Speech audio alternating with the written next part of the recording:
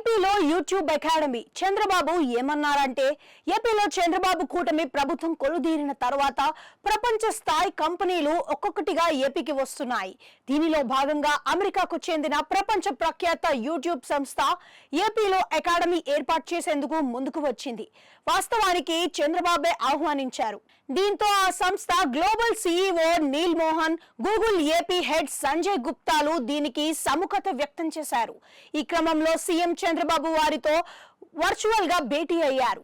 ఏపీకి సంబంధించిన ప్రాధాన్యతలను ఆయన వారికి వివరించారు. స్థానికంగా కొందరు జత కలుస్తారని, వారితో కలిసి అకాడమీని ఏర్పాటు చేయాలని చంద్రబాబు వారికి సూచించారు.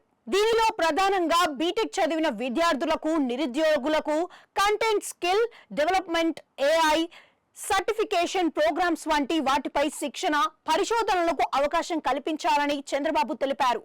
అమరావతిలోని నవనగరాల్లో ఒకటైన మీడియా సిటీలో యూట్యూబ్ అకాడమీని ఏర్పాటు చేయాలని కోరారు. కంటెంట్ రైటర్లను ప్రోత్సహించడం ద్వారా ఉపాధి కల్పించే అవకాశాలను చంద్రబాబు వివరించారు.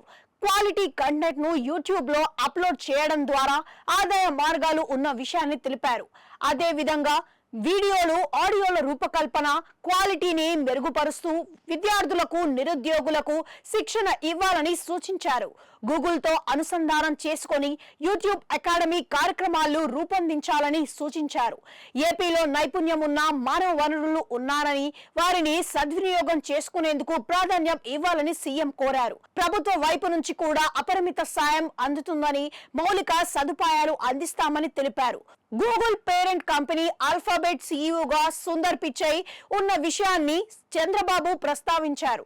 ఈ నేపథ్యంలో ఏపీలో యూట్యూబ్ అకాడమీని ఏర్పాటు చేయడం ద్వారా దక్షిణాది రాష్ట్రాల నుంచి విద్యార్థులు వస్తారని వివరించారు. దీనికి సీఈఓలు అంగీకరించారు.